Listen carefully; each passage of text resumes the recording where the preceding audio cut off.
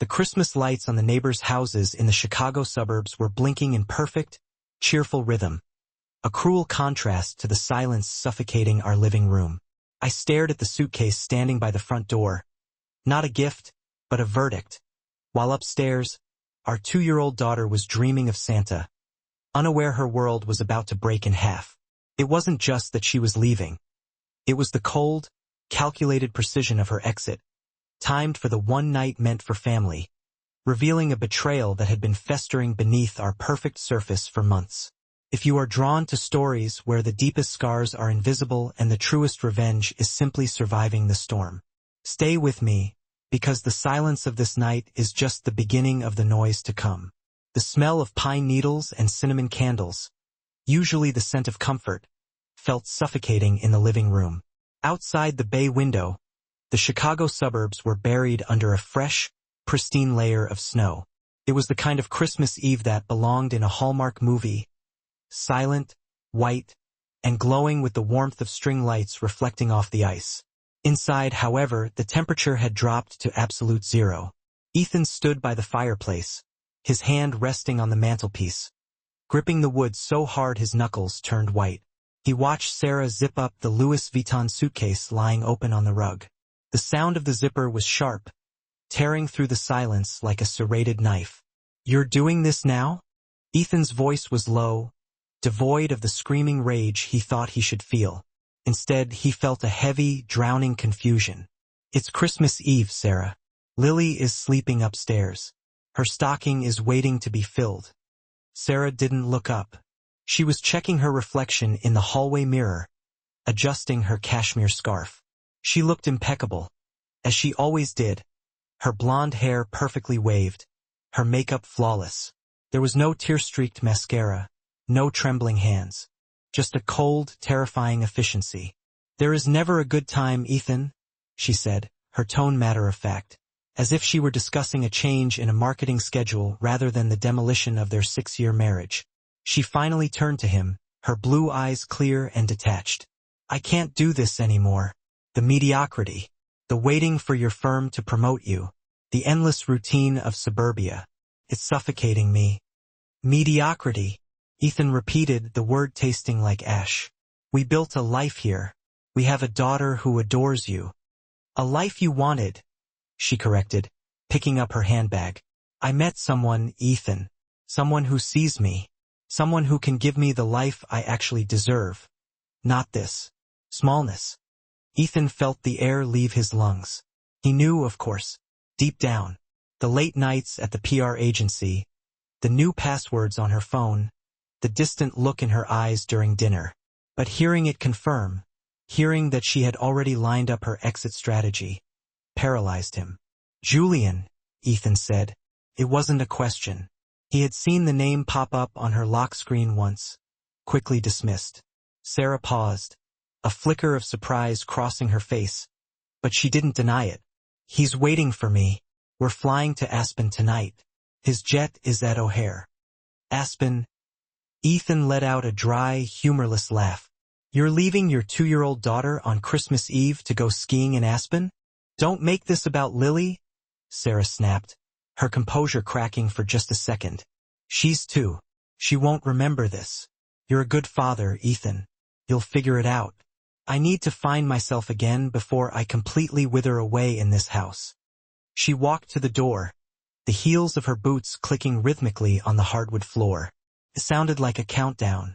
"If you walk out that door," Ethan said, his voice trembling now, not with fear, but with a sudden, dawning realization of who she really was, "don't think you can come back when the snow melts. You are choosing him over us. Permanently." Sarah opened the heavy oak door. The freezing wind rushed in, swirling snowflakes onto the entryway rug. She looked back, not at Ethan, but past him, towards the staircase where their daughter slept. For a heartbeat, there was hesitation, a shadow of the woman he thought he married. But then, the headlights of a black SUV cut through the darkness of the driveway, illuminating her face. The hesitation vanished. "I'm sorry, Ethan," she said, though the words carried no weight. "But I have to be happy." The door clicked shut, Ethan stood alone in the silence of the decorated house. The colorful lights on the Christmas tree continued to blink, red, green, gold, oblivious to the fact that the world had just ended. Upstairs, the floorboards creaked. A small, sleepy voice called out, "Daddy? Santa here?" Ethan closed his eyes, tears finally spilling over, hot and stinging against his cold cheeks. He took a breath, buried the devastation deep in his chest, and turned toward the stairs. "Daddy's coming, Lily," he whispered to the empty room. 6 months had passed, and the pristine white snow of that Christmas Eve had long since melted into the humid, gray slush of a Chicago June. But the chill in Ethan's bones hadn't left. The morning sun sliced through the kitchen blinds, illuminating a battlefield of spilled Cheerios and unwashed bowls. Ethan stood by the counter, buttoning his shirt with one hand while trying to wipe a smear of yogurt off Lily's cheek with the other. "No, Daddy, no!" Lily shrieked, twisting away from the napkin. At 2.5, she had developed a radar for his stress and amplified it perfectly. "Lily, please, we have to go. Daddy has a meeting," Ethan pleaded, his voice raspy from lack of sleep. He looked at his reflection in the microwave door. The dark circles under his eyes looked like bruises. He used to be the first one in the office, his suits crisp, his mind sharp. Now he was the man with wrinkled shirts and a permanent scent of baby wipes, running on caffeine and adrenaline. The drop-off at the daycare was the hardest part of the morning ritual. It wasn't the separation anxiety. Lily actually ran happily to her friends. It was the pity. Ms. Jenkins, the head teacher, gave him that same soft, sympathetic smile she had worn for 6 months. It was the look reserved for widowers and the discarded. "She needs more diapers, Mr. Hayes," she said gently, her hand lingering on his arm just a second too long. "And there's a Father's Day craft session on Friday. Just making sure you saw the email." "I saw it. Thanks," Ethan muttered, pulling away. He walked back to his car, the heat of the pavement radiating through the soles of his shoes. He felt exposed, a walking open wound in a town designed for nuclear families. 800 miles away, the air was conditioned to a perfect 68 degrees, inside a penthouse overlooking Central Park. Sarah sat at a marble vanity, applying a layer of serum to her skin. The silence here was different. It wasn't the heavy, lonely silence of the Chicago house. It was expensive, curated silence. "Babe, are you ready? The reservation is at 8. Julian called out from the living room. His voice was smooth, confident, the voice of a man who had never waited for anything in his life. Sarah stood up, smoothing the silk of her emerald dress, a gift from Julian that cost more than Ethan's car. She walked out to the balcony where Julian was finishing a call. He smiled, ending the conversation abruptly to admire her. "Stunning," he said, handing her a glass of champagne. "You look like you belong here." Finally, Sarah took a sip, the bubbles sharp against her tongue. She pulled out her phone. "Hold on. The lighting is perfect." She snapped a selfie with the Manhattan skyline blurring in the background. She spent 3 minutes editing it, brightening her eyes, smoothing a non-existent line on her forehead. She typed the caption, "New beginnings. Never look back." As she hovered her thumb over the post button, a notification popped up from her old cloud account. On this day, 3 years ago, it was a video thumbnail. Ethan holding a newborn Lily, both of them asleep on the couch. Her finger froze. A physical pang, sharp and nauseating, hit her stomach. For a split second, she could smell the baby powder and hear Ethan's soft snoring. "Sarah, everything okay?" Julian asked, stepping closer, his hand resting possessively on the small of her back. She swiped the notification away instantly, burying it under the digital facade. "Yes," she lied, her smile practiced and dazzling. "Just deleting some spam." She posted the photo. Within seconds, the likes started pouring in from her new circle of friends. People who knew her only as Julian's glamorous girlfriend. People who didn't know she had left a piece of her soul in a freezing house in Illinois. Back in Chicago, Ethan sat in his office, staring at a CAD drawing that had blurred into meaningless lines. His phone buzzed. It was a text from his mother-in-law, Sarah's mother. She was the only one who still checked on him, caught in the crossfire of her daughter's betrayal. She posted a photo. "She looks happy, Ethan. I'm so sorry." Ethan didn't ask to see it. He turned his phone over, face down on the desk.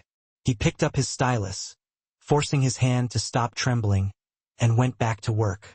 He couldn't afford to look at her happiness. He had a mortgage to pay and a little girl who would wake up tomorrow asking for a mother who wasn't there. 2 years had polished the rough edges of Ethan's grief, turning it into something harder, like concrete that had finally set. He stood on the 22nd floor of the unfinished skeletal structure of the Helix Tower, the wind from Lake Michigan whipping through the steel beams. This was his design. For years, he had been the reliable, quiet architect in the back office, drafting plans for others. But necessity had forced evolution. "Mr. Hayes," the site foreman shouted over the roar of a crane. "The client loves the atrium adjustment. They want to sign off on the Phase 2 budget immediately." Ethan turned, adjusting his hard hat. The man who had wept on the stairs 2 Christmases ago was gone. In his place was a man who moved with deliberate precision. "Tell them I'll be down in 10, and make sure the glass specs are double-checked. I don't want any distortion in the lobby." He walked to the edge of the floor, looking out over Chicago. The city looked different when you were building it rather than just surviving it. Tonight was Lily's 4th birthday. He had promised her a bicycle, pink with streamers. The thought of her excitement was the only fuel he needed. He checked his watch. He would make it home by 6.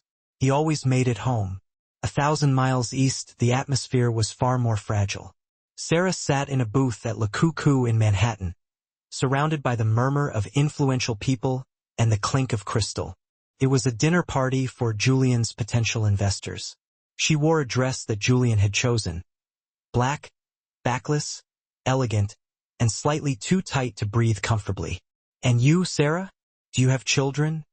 The wife of a hedge fund manager asked politely, buttering a roll.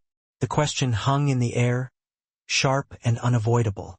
It was Lily's birthday today. Sarah's chest tightened. All day, she had been fighting the urge to call, knowing Ethan wouldn't answer, knowing she had forfeited that right. Sarah started, her voice wavering. "Sarah is a free spirit," Julian interrupted smoothly, his hand resting on her forearm. His fingers didn't squeeze, but the weight of his palm was a warning. He smiled at the woman, a charming, predatory smile. "We decided that our lives are too full for those kinds of complications right now. Isn't that right, darling?" Sarah looked at Julian. His eyes were cold, daring her to contradict him. Over the last 2 years, he had curated her life down to the smallest detail. What she wore, who she spoke to, and most importantly, what she remembered. Lily was a complication, a messy detail from a mediocre past that didn't fit the brand of the power couple he was building. "That's right," Sarah whispered, picking up her wine glass to hide the tremor in her lip. "No complications." Later that night, while Julian slept soundly, fueled by expensive scotch and success, Sarah locked herself in the master bathroom. The marble floor was cold against her bare feet.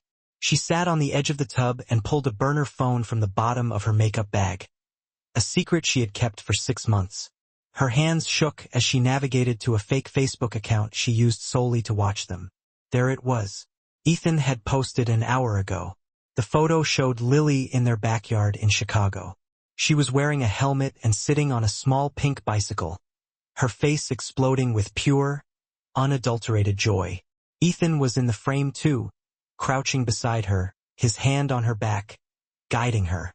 He looked older, tired perhaps, but there was a strength in his smile that Sarah didn't recognize. He looked whole. Sarah traced the screen with her thumb, touching the pixels of her daughter's face. Lily looked so much like her, yet she was growing into a stranger.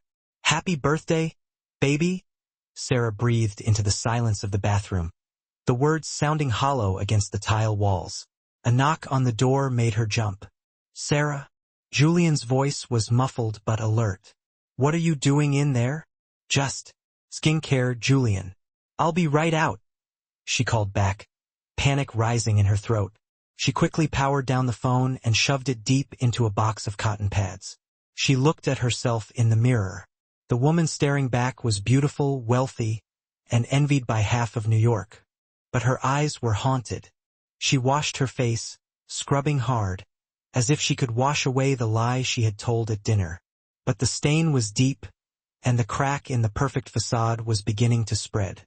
3 years after the door clicked shut on his marriage, Ethan found himself sitting in a booth at a small, unpretentious Italian diner on the north side of Chicago.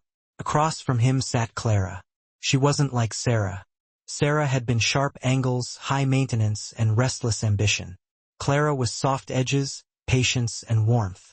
She was Lily's kindergarten teacher, a woman who had first caught Ethan's attention not with glamour, but by the way she had braided Lily's hair one afternoon when he was running late. "You're doing it again," Clara said softly, pulling Ethan from his thoughts. "Doing what?" Ethan asked, blinking, checking the exits, waiting for the other shoe to drop. She smiled, but her eyes were serious. She reached across the checkered tablecloth and covered his hand with hers. Her skin was warm, grounding. Ethan looked down at their hands. For a long time he had flinched at touch, conditioned to expect withdrawal or transaction.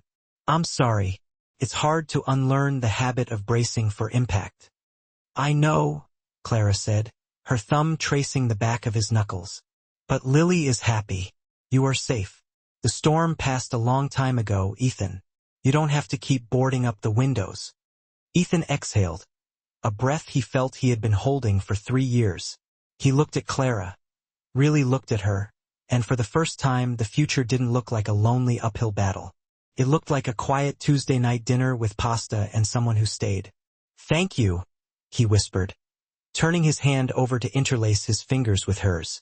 It was a small gesture, but for him it was a monumental leap of faith. At that exact moment, nearly 1,000 miles away, the sound of crystal shattering against a wall echoed through a penthouse in Tribeca. Sarah flinched, backing up against the cold marble island of the kitchen. A $200 tumbler of scotch lay in shards near her bare feet, the amber liquid seeping into the grout. "You think I have time for your whining about loneliness?" Julian roared. His face flushed a dangerous shade of red. He was pacing the living room like a caged animal. "Do you have any idea what the SEC is asking for? Do you know the pressure I am under to keep this entire charade afloat?" "I just asked if we could go away for the weekend, Julian," Sarah said, her voice trembling. "We haven't spent a real evening together in months. Because I am working to pay for the roof over your head, for the clothes on your back." Julian spun around, pointing a finger at her. "You bring nothing to this table, Sarah. Nothing. You left your family to be a trophy. So be a trophy. Stand there, look pretty, and shut up." The words hit her harder than a physical blow. Trophy. That's all she was. A depreciating asset. Julian grabbed his jacket and stormed out, the heavy front door slamming with a force that shook the expensive art on the walls. Sarah stood frozen in the silence that followed. It was a terrifying silence, filled with the ghosts of her choices. She looked down at her hands, manicured to perfection, shaking uncontrollably. She walked to the bathroom, her sanctuary. She opened the medicine cabinet. It was no longer just serums and perfumes. Front and center was a bottle of Xanax, prescribed by a discreet Dr. Julian paid for. She twisted the cap off. One pill to sleep. One pill to stop the voice in her head that sounded like Ethan. One pill to forget that while she lived in a palace, she was actually a prisoner. She swallowed the pill dry, staring at her reflection. The woman in the mirror had everything she thought she wanted 3 years ago. But her eyes were dead. Outside the window, New York City glittered. A beautiful, indifferent monster.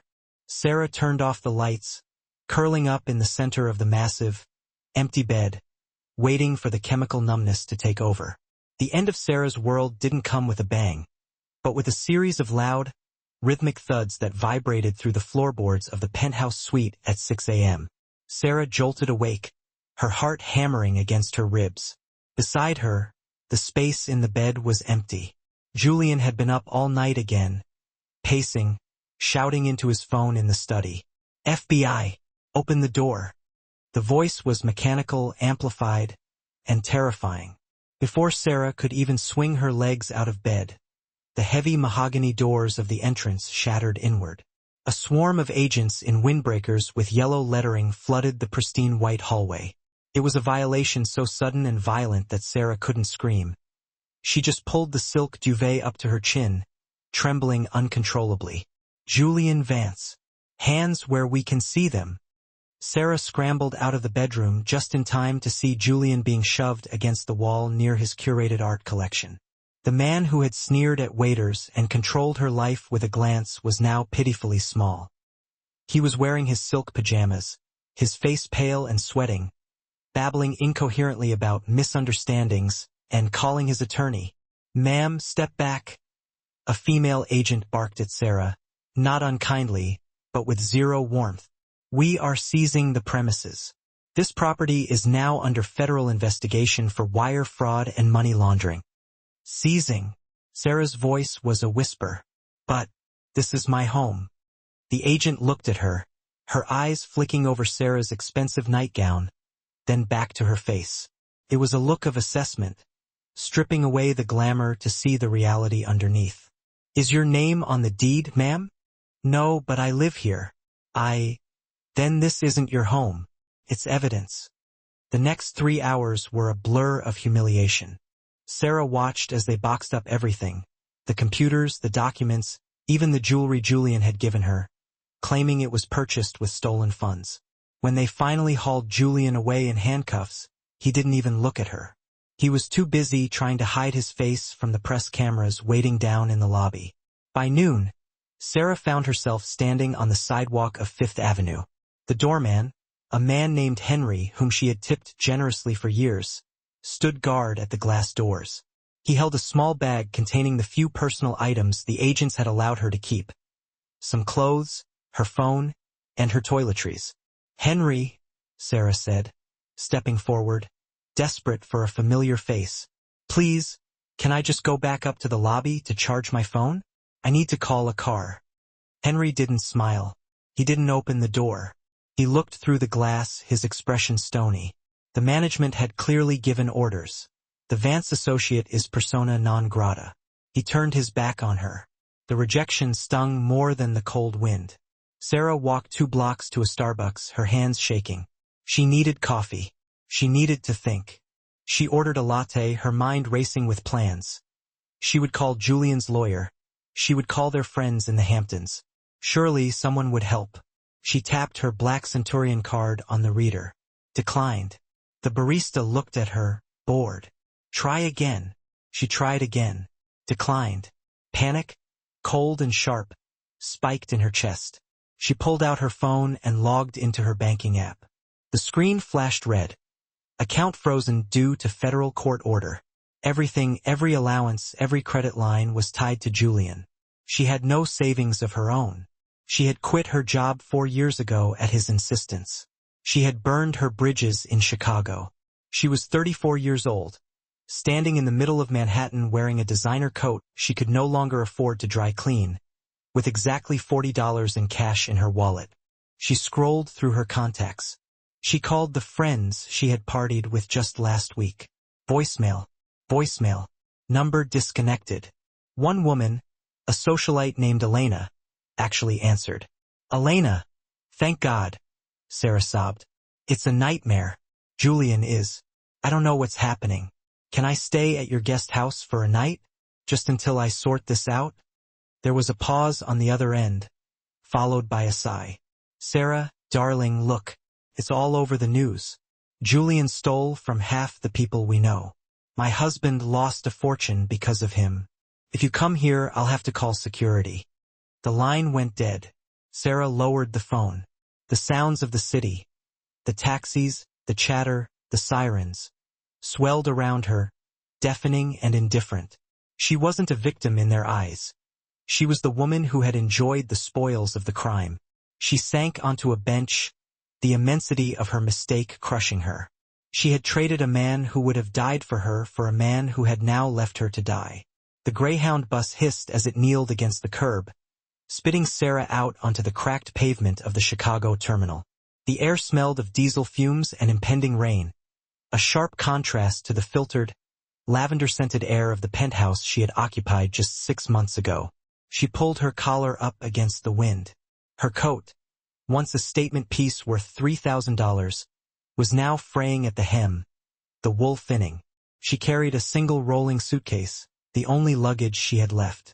Inside were clothes that no longer fit her gaunt frame and a heavy, suffocating, desperate hope. It took her 2 hours and 3 transfers to reach the suburb she had once fled. The neighborhood hadn't changed, yet it felt like a foreign country. The oak trees were taller, their branches skeletal against the gray November sky. She walked down the familiar street, her heart pounding a frantic rhythm against her ribs.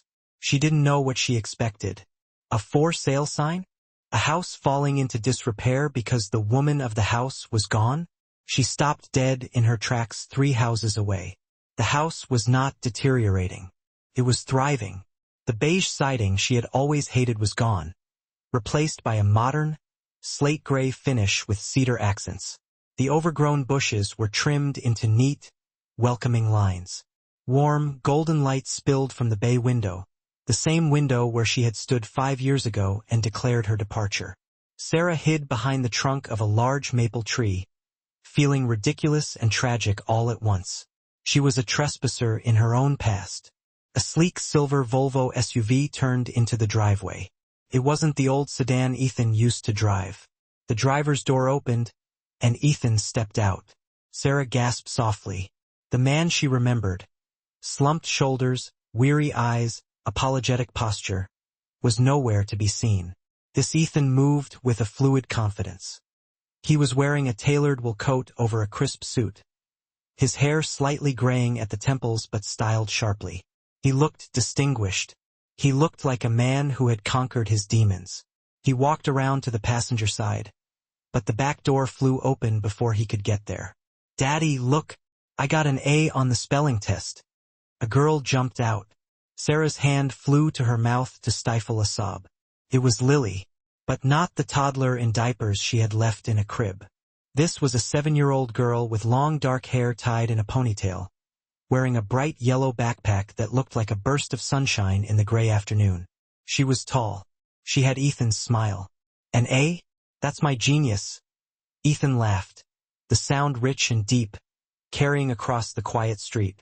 He scooped Lily up for a brief hug before setting her down. Then the passenger door opened. A woman stepped out. She wasn't flashy.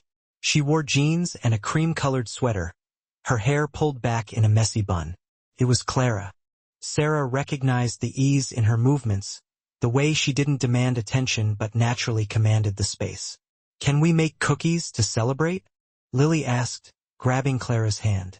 Not Ethan's hand. Clara's hand. "Only if you finish your homework first, Munchkin," Clara replied, her voice melodic and kind. She reached out and adjusted Ethan's collar, brushing a stray leaf from his shoulder. The intimacy of the gesture was blinding. It wasn't the fiery, toxic passion Sarah had with Julian. It was something far more dangerous to Sarah's hopes. It was a quiet, unshakable partnership.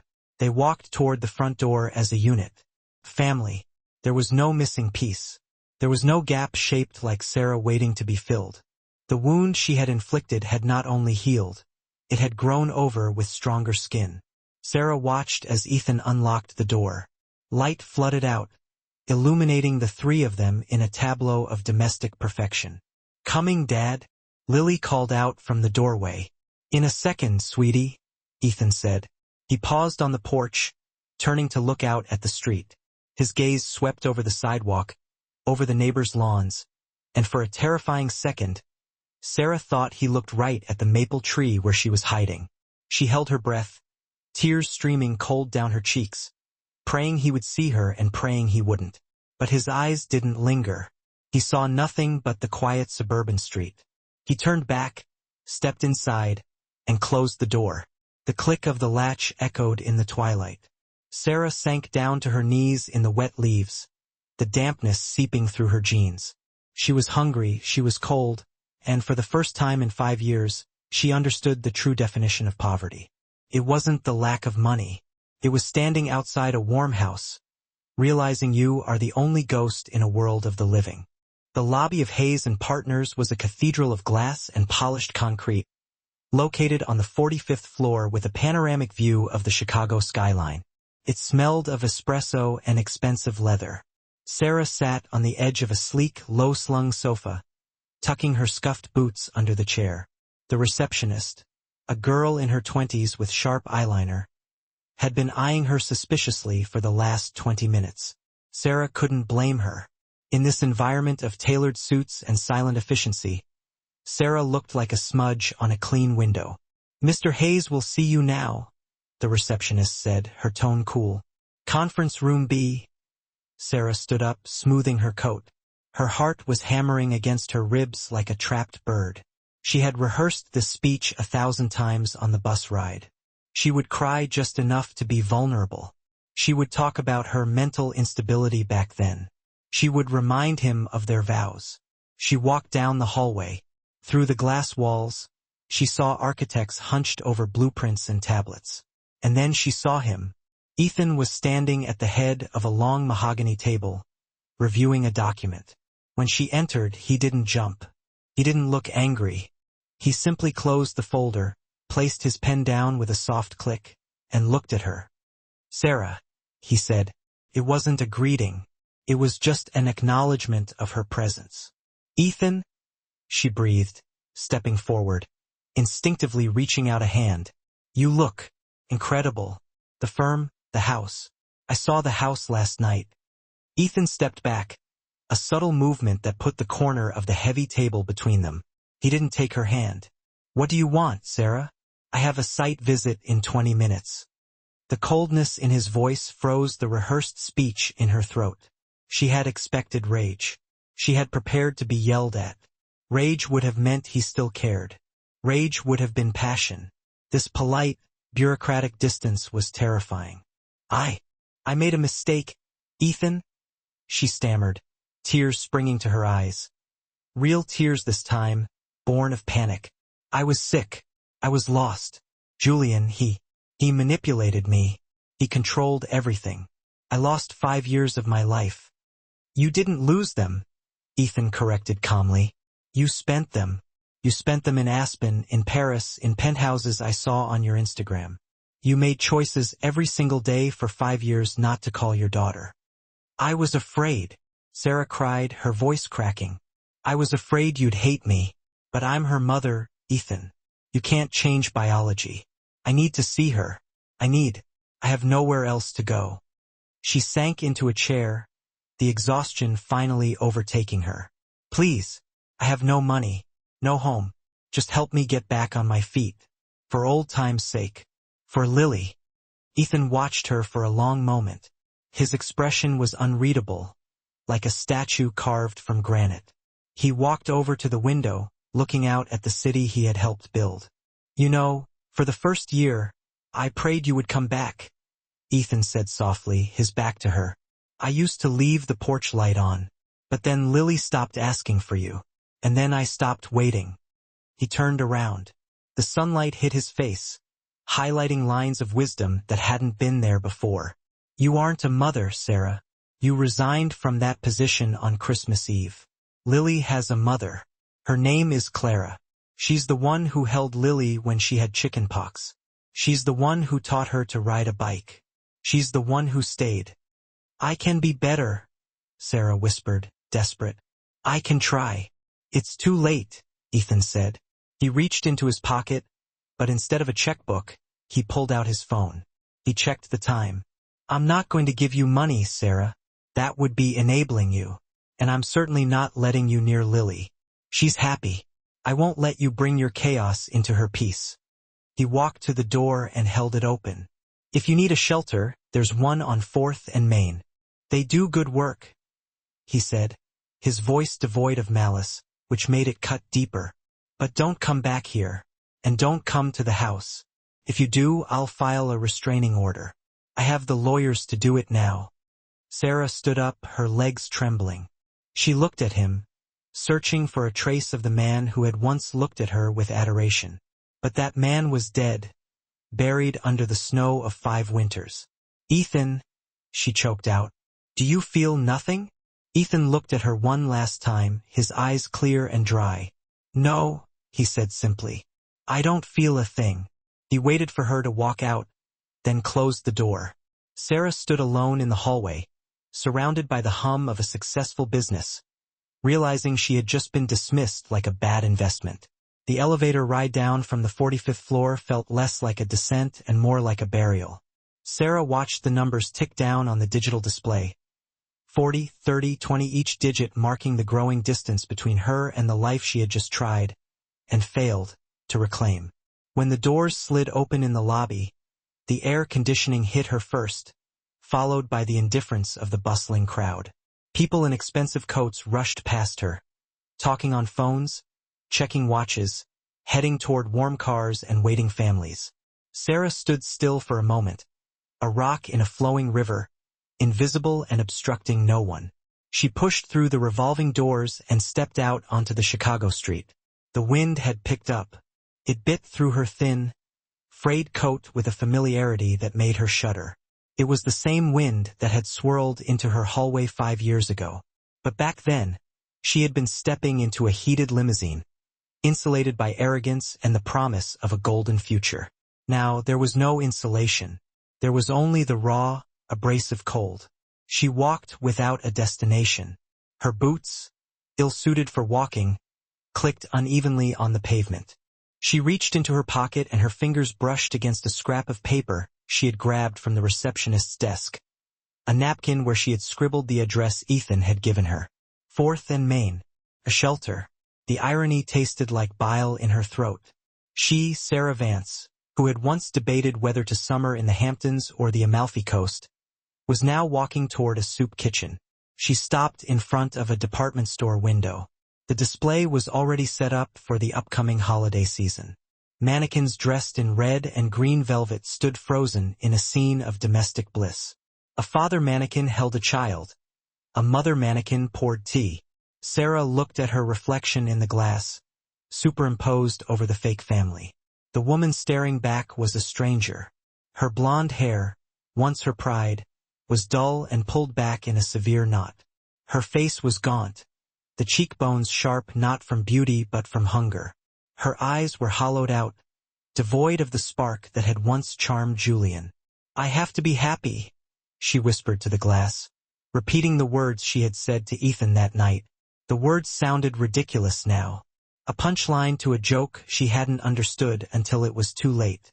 She had chased a mirage of happiness, a construct made of money, status, and adrenaline. And in doing so, she had burned the only real things she ever possessed. A black SUV drove past slowly, similar to the one Ethan drove. Sarah's heart jumped, a reflex of pathetic hope.